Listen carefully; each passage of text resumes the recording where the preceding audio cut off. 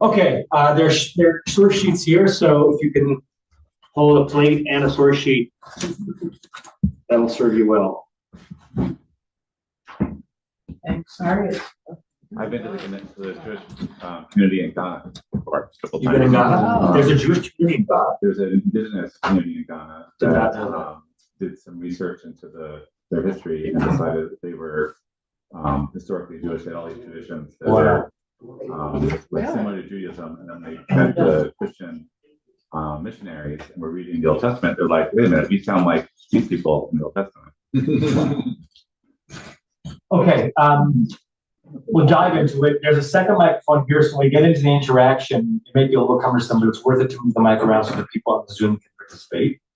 What I want to do for part one of this is just study the verse of the Torah, which it doesn't sound so radical, but so often when we do studies like this, we take a verse and then immediately we're in the commentaries. I want to linger on what the verses themselves mean.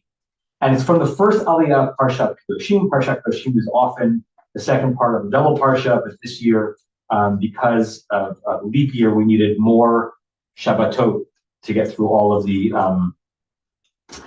Torah. So a lot of the double Parshas have been split.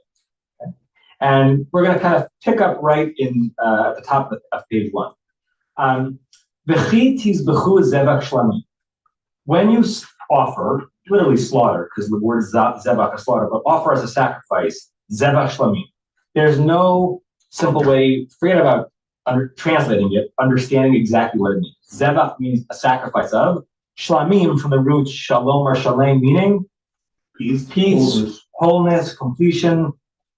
Our best sense, but our best sense is filtered through the rabbinic tradition. By the time the rabbinic tradition was interpreting it, we don't necessarily know what happened in the previous 1,000 years to know exactly how it was understood in real time.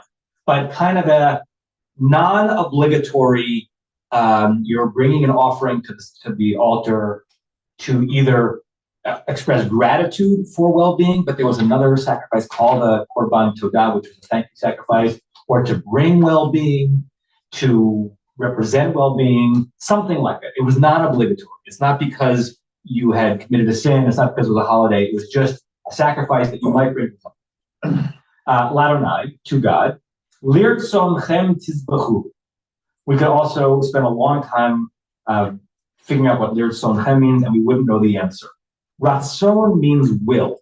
Will in the sense of ani rotzeh, I want, right? Ratzon is one's will. Ritzon Hashem usually refers to God's will, as we understand it. This is lirtzomchem, for your own will. What that means, we don't know. Does it mean you should do it for yourself? Do it as you want to do it? Do it so that your will, my will be done, right? It's hard to know what it means, but take it at face value. If you're doing a shlamim sacrifice, it should be done in some way for your will, for your well-being. Biyom zivchachem, on the day that you offer it, ye'achel. It's got to be eaten that day, right? Umi macharai, or the next, right? You offer this sacrifice, and the rules for when sacrifices should be consumed and who consumes them were different by category. In this time, if you offer it, it should be eaten. Umi macharai, you might know that the word machar. Machar means tomorrow. Macharan means on the next day. V'hanotar, but if there's any leftover, ad yom hashlishi, on the third day, va'esh yisaref. It's got to be burned up in fire. Let's just pause for a second. Joey, you give me the microphone so in case you want to say something. Just take it off of this. So, right? Just be a curious Bible scholar or just a curious thinker, right? Assuming we have some sense of what lirtzomchem means for your will, and assuming we have some sense of what a shlamim is, why do we think that the consumption of the sacrifice should be eaten that day or the next day, and by the third day, even if you had been able to preserve it, they have refrigerators, but maybe they had some way of salting you preserve it. By the third day, you got to get rid of it and burn it. Why? No wrong answers. Because of it, you shouldn't delay it. I would think that one should not do that. One second. Okay. I would not think that one should not delay in performing a mitzvah, and at the same time, one should prolong performing a mitzvah. Should or should not prolong? Should not prolong. Okay, so part one I'm curious about, right? That maybe by saying you can't do it 2 days from now is a goad to say, get it done now and we'll give you until tomorrow, not the day after. But couldn't you make the argument that if this is a mitzvah to consume this, extend it? Why can't we continue this mitzvah over 3? Like, why wouldn't we want a mitzvah to be prolonged? I'm offering that as a rhetorical question. I'm not saying we shouldn't, but okay, so that's one possible idea. What else? Tyson? Yeah. I'm just thinking that maybe, number one, to separate it from like you're ordinarily killing meat and using it for like the next couple of weeks to make it clear that you're doing the sacrifice for the purpose of the sacrifice. And then, given that you only have 2 days, you might invite a lot of people over to be included in that. So Lovely. Yeah. Right. So this is not eating. This is sacred eating. This is not just hunger. This is fulfilling a divine ritual. And good, right? If you think about the rules of Pesach, right? Every family had to slaughter a goat, and then you created a chabura. It's appropriate to say the word chabura in this house. You created a chabura of people to consume it because none was supposed to be left over, and a family can't eat an entire goat, right? So maybe Tyson is offering the reason why this sacrifice for well-being has to be eaten by the 3rd day. In order to make that happen, you got to invite people. Love it. Okay, let's hold on to that as well. Any other initial thoughts as to why? Okay, keep going because it gets even more intense. If you don't do what the Torah just said you should do, and it is eaten on the 3rd day, pigulhu. Pigul is an interesting Hebrew word. It's translated here as tainted meat, meaning at that point, not only should you not do it, but consuming it is itself sinful. It comes into a category of not, hey, you should have done it yesterday, but it's almost treif, right? It's treif in the sense that you really shouldn't eat it. It's a different category of prohibition than treif food. It becomes something you shouldn't consume. Lo yeratzeh. If you eat it on the 3rd day as part of your offering, if you buy into this kind of cosmic system and your offerings are being accepted, this one will not. God is saying, I will accept your eating out on day 1. I'll accept you on day 2. You eat it on day 3. It's like a hamburger and it's a tainted. It has no connection to the mitzvah. And then it gets even more intense. And if you eat it, you carry your own burden of I use the word avon in this sermon this morning, of twistedness. You've twisted and done a sinful thing, and you carry it. Ki et kodesh Adonai chilel, you have profaned God's sanctuary. And now the harshest condemnation. V'nechrata hanevesh hakim yemeha. You are cut off. Your soul is cut off from your people. To be cut off from the people is considered in rabbinic understandings of punishments the worst punishment of a sin in the Torah, worse than death by the Beit Din. Death by the Beit Din meant that you committed something that you should have done and you're executed by the Beit Din. Whether it ever happened in history, no one knows, and it's almost irrelevant because you're trying to understand like the infrastructure of the ideology. But considered worse than that is that you might live a full life, but your soul is cut off from the Jewish people, and in the world to come, you have no stake, right? Just because you ate meat on the 3rd day. It's a pretty, there are not that many transgressions that bring what's called karet, to be cut off. This one is. I'm going to keep reading. Verse 9. When you are harvesting the harvest of your land, lo techaleh pa'at sadcha, don't complete the corner of your field, peah. The way peah agricultural is the same word as payas that a chassid wears, because the payot are the corners of your beard that you're not supposed to cut off and let them grow. Lo to lisor, but leket kitzircha lo to lakate, and don't basically another way of saying it, and don't complete all of the harvest. You got to leave some back. Verse 10, v'char macha lo to olel, don't glean or over glean your vineyard. Uferet karmacha lo to lachet, don't the extras of your vineyard don't gather. La'ani v'lager tazovatam, leave them for the poor. And for the stranger, Ani Adonai Elokem, I'm Lord your God. Verse 11, Lo tignogu, don't steal. Lo techachashu, don't deal deceitfully.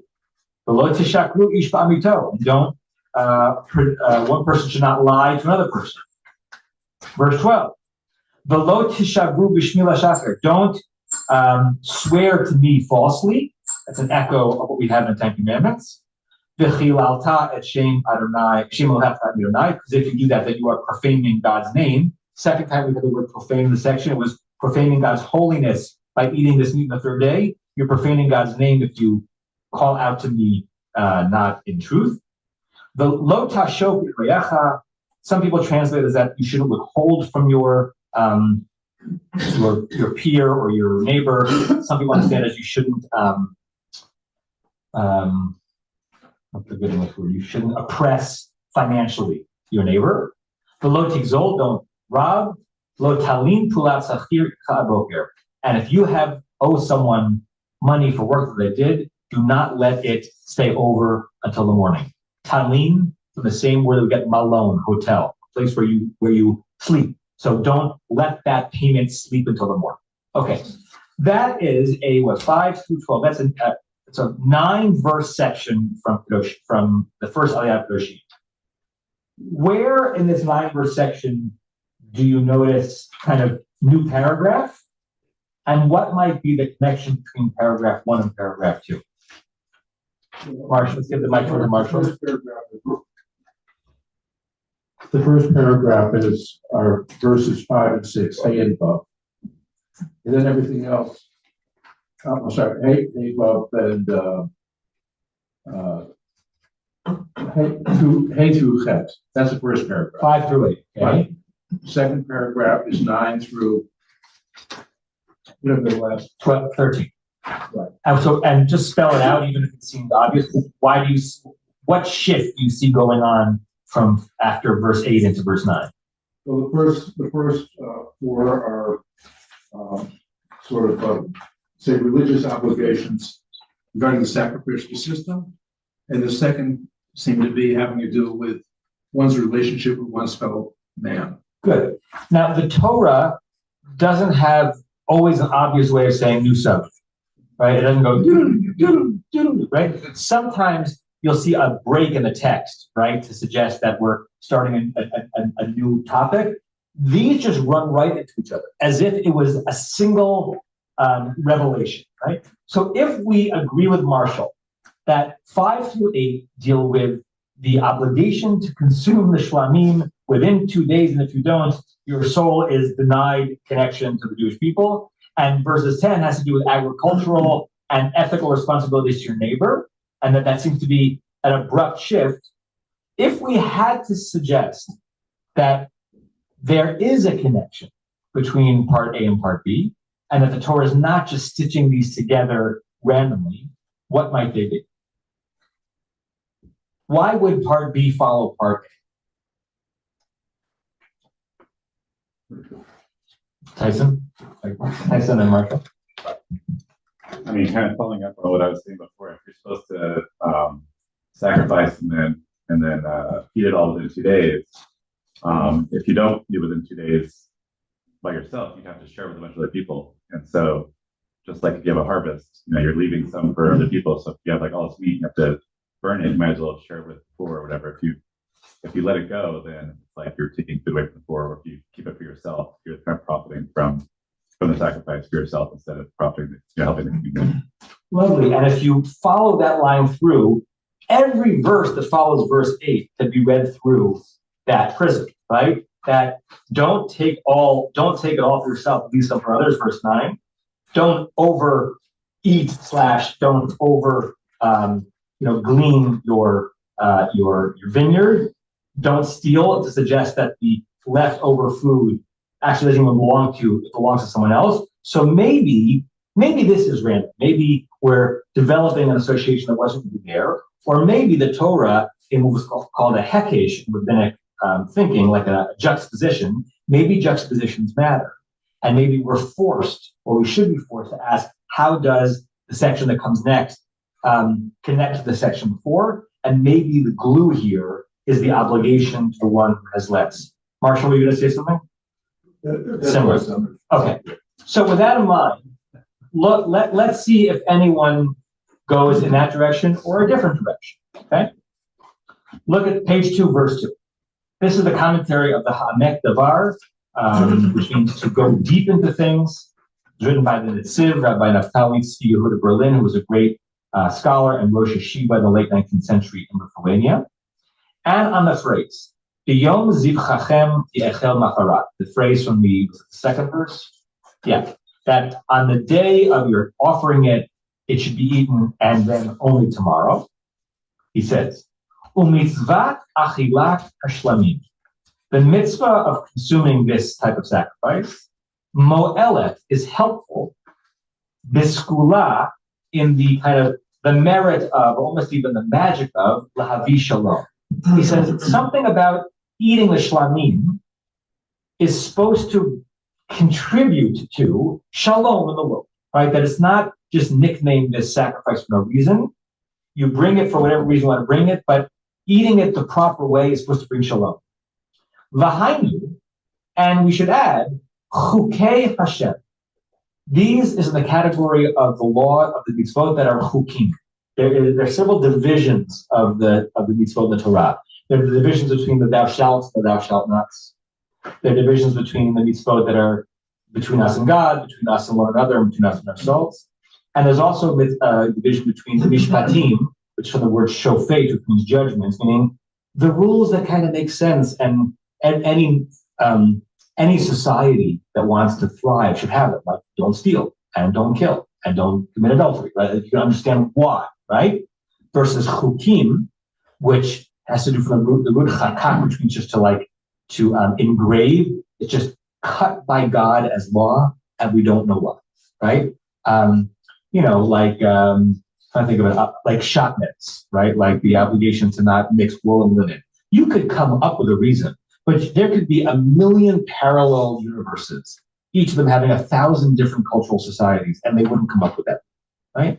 You would like to think that if you had a million parallel universes, each of them with 1,000 societies, and they were developing a community, most of them would say, don't steal something that belongs to you and don't kill.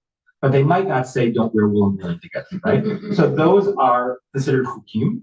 Chukei Hashem, these chukim of God, she'ein lanu da'at, that we have no understanding, enoshi, human understanding. Bazeh, we can't possibly fathom it. Aval mikol makom, nonetheless, came, right? So the Ha'amek Davar says, yeah, you shouldn't eat it until the third day. I mean, you're not allowed to eat it on the third day. It's supposed to bring well-being. And if you ask me why, my answer is, I don't know. God told us not to.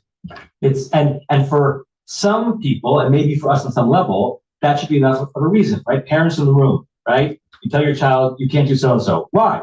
I said so, right? So sometimes there's a why, sometimes there's not. Sometimes you don't want to give the why. Why do you not want to give the why? Because then they can argue with the why, right? Sometimes you actually, a system needs a certain kind of automatic assumption of obedience, right? Because if nothing is questions, it's a totalitarian society. If everything is questioned, then you can't get anything, right? So Ha'amek Davar is basically saying, yeah, go ahead and knock your head against the wall and to try to figure out what was so significant about not eating on the third day. You ask me, Chukei Hashem, this is, maybe it'll bring well-being to the world, but we don't know what. Okay, that's how he answered it in the 19th century. 20th century, Hal Kushner, I quoted this morning on a different source, says this on this source. Paul, is the microphone near you? You want to read what Kushner says? You're gonna have to help me out with the Hebrew. Shlamim, just source 3. Okay. The command to consume the Shlamim. Within 2 days is meant to encourage the donor to invite the poor to share in the meal. Ding, ding, ding, ding, ding. Tyson, you and Rabbi Krishna are like this. Okay. Similarly, the subsequent command to leave the corner of the field, the fallen fruit is motivated by the desire to have a share or bounty with the poor. Even the poor person, owner of a small field, must leave a corner of the harvest for others. But the cool story of Ruth, read on Shavuot, turns on Ruth's right to glean in the fields of her affluent neighbors, to care for the poor who are fashioned in God's image, is a form of worship. What a lovely comment. Kushner had the tremendous ability to write a sermon in 4 sentences. Like, this was a sermon, right? He's basically saying, You learn a lot. well done, well played, well played. I aspire to Rabbi Kushner. I do actually. In addition to his brilliance, he was known as being very concise and packaging things really well. Right? He reads the verses similar to how Tyson and Marshall did. This is not an accidental smushing together. This is meant to say, you think there might be a division between ritual law and eating meat on the one hand and how we treat one another in our society on the other hand, and they're actually connected. And don't you dare think that you can just hoard all this meat and eat it on the 3rd day. By the way, shlamim, you paid for the animal, right? So you've invested in this. And so therefore, you want to consume it for what you put it in the freezer, eat it for weeks, right? You have to have it be consumed. And he says the reason is so that you are forced to bring people either, I think, Tyson, you were suggesting, friends and family, not a bad thing as well. He's connecting it specifically to the people who otherwise wouldn't have enough. And then he connects it to the story of Ruth, which we're going to now read in about 5.5 weeks. The only way that we get through that story and get to celebrate the beginning of Torah is that Ruth was given an opportunity to glean for free in the field by Boaz, and therefore King David, the builder of the Israelite dynasty, is born, right? And this wonderful quote to care for the poor. Okay, good. Source 4. It's called Sefer Yesodei HaTorah. It's written by a rabbi who's known by his acronym Shadal, Shmuel David Luzzatto. He was a 19th century, he might have lived into the early 20th century, Italian scholar. When I've taught him a few times before, the way he was interesting in terms of Jewish intellectual history is that he spanned, in a way very few did, the true European, yeshivish, total immersion in Jewish text world. And he was an academic, and he was a scholar, and he was beginning to ask questions that, Haredi Jews don't ask, right? And he didn't leave the former community to join the second community. And when the Enlightenment came to Judaism in Germany in the 19th century, it almost became one or the other. And it certainly that division has split. Luzzatto was trying to do both at the same time. He was a fully traditional, Orthodox, pious, non-apologetic, faithful Jew. And he was a man of the sciences and ideas, and he explored, and he allowed kind of historical readings of the text to influence how he understood the Torah. So he was a fascinating guy. And look what he says on our verse. Va'od to'elet acheret haita korbanot hayachid. There was another benefit to these individual sacrifices. Vahu, and what was it? Ki milvad hachelek hamagia mehem lekohanim. Aside from the part of it that would go to the Kohanim, the Kohanim would eat some of every sacrifice. That's one way they ate. They had their only income, the only source of food were these sacrifices. Hine gam mashaya nishar lebalim, the stuff that was left over for the owners, the ones who bought the sacrifice. Hayu haba'alim muchrachim, the owners were obligated. Muchrach is another way of saying obligated in a different, in addition to chayab. Mukhrach doesn't mean like religiously obligated, it means like forced. Like the situation was that you were forced la'achlo, to eat it, b'chavera, in a group of people, im zulatam, not just themselves. Ki lo hayu resha'im lahashir mimeno ad hamacharat o neged hayom shishi, because they were not permitted to have it left over past the second day into the third day. Vehine, and behold, hamashalem yidrol adonai, if you are completing your vow to God, al chesed asher asalo, on the goodness that God had done for you. That's what a shlamim offering was, saying, God, I just feel so filled up and so taken care of. I'm going to offer a shlamim to God. You made a vow that you do it. If you fulfill it, you were forced by this law, l'sameach imo gam acherim, to use that sense of well-being to make other people happy. How much better would society be if half of the time we did something because we felt that we were blessed, that what we did was intended and was effective in making others feel happy. And if we truly shared our blessings rather than just pour them on ourselves. So that's exactly the intent of this law. By doing that, you would connect with a connection of love with other people, whom we didn't know the previous day, strangers. You're supposed to share this bounty with strangers. Or at the very least, it would people who are ani, poor, down in their luck, would be able to enjoy your meal with you. And then, so it says, so he says, and that is borne out by verse 9, right? That spot right after verse 8 that Marshall said it jumps, because the next verse deals with that very obligation. Lefichach, the Parshat Kedoshim, therefore in our Parsha, Achar Shehizkir, after the Torah says, that when you offer the sacrifice, etc., that you should do it on the second day, etc. And if you have it on the third day, etc., etc., and that you bear your sin for that. After it says all that, he's kir miyad, the Torah immediately mentioned mitzvah acheret, a different mitzvah. Asher l'chora, that at first glance, as we discussed, first glance, it does look like new paragraph. Okay, I learned about the shlamim, and now I guess I'm being taught some laws about being nice to poor people. You could make the argument it doesn't have a connection. And these are, repeating the verses, they are, when you're doing this harvesting, don't go all the way to the corners. And that's because the obligation to consume the zebach liyom echad on one day, or l'shnayim or two, he domeh lemitzvat hanachat hapei abasadek. It is similar to, it's an echo of, or a pre-echo of the obligation of leaving the field for the poor. Mitzad sham nechaven ba mases takava chesed. Because if you do it with intention, you are intending to do an act of righteousness and loving kindness. What I love about that is it breaks the misapprehension that you can be firm in your ritual life and justify being a scoundrel in your economic life. And no one is perfect at that, right? I'm sure I'm guilty as charged many times over.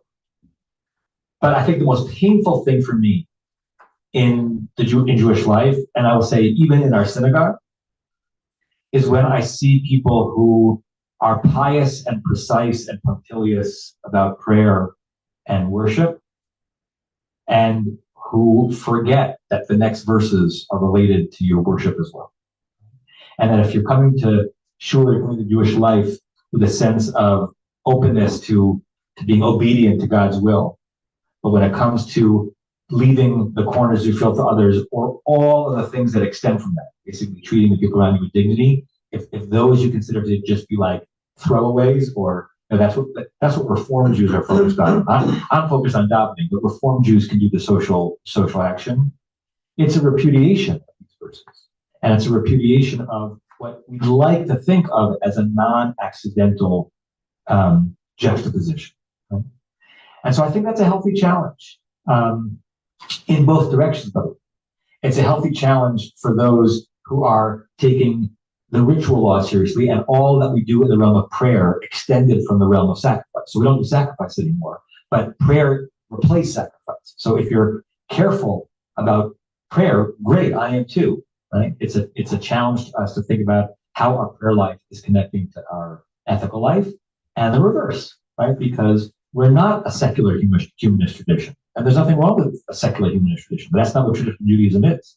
If you're very careful about the laws that are and the actions that are similar to making sure that the poor have something to eat and that you share your bounty with others, great, right? What about your prayer life? What about your your connection to the realm of the holy? What about the ways in which you are extending yourself upward, not just out? We used to say in rabbinical school, as we would watch other rabbis with their careers, that, rabbis usually have really 3 sermons that they just give over and over and over again, right? And on some level, that's true, right? I mean, I'd like to think I have more variety than that, but I'm certainly aware after the fact, at least 5. I'm certainly aware after the fact, and sometimes consciously during it, that there's certain messages that are really pounding away in my heart, my mind about what it means to live a Jewish life, and this is one of them. And I'm sometimes like thirsty to find the texts that reinforce that I'm not making up, that have come through the centuries to make this argument. It's not what people generally focus on in Parshat Kedoshim, but it's right there for the harvesting, pun intended. I didn't know how long I was going to get through this material, and it's taken a long time, which is great. What you have in sources 5, 6, it's just 5 and 6 and 7, if you want to put in your own time, are interesting halachic sources about the obligation to be generous to the poor, even if you are among the poor. How seriously Jewish tradition took the sacramental act of giving tzedakah. It's not just about helping someone else. It's actually by giving tzedakah, you are engaged in a ritual act not so different than the sacrifices. And therefore, even if you don't have a lot, even if you have nothing, right? Sometimes they would give, you'll see, they would give poor people money so they could give tzedakah, so that they would have both the joy and fulfill the obligation of giving to others. It's not just the person needs it, it's you need to be given. So you can peruse those slowly on your own. Okay, Shabbat.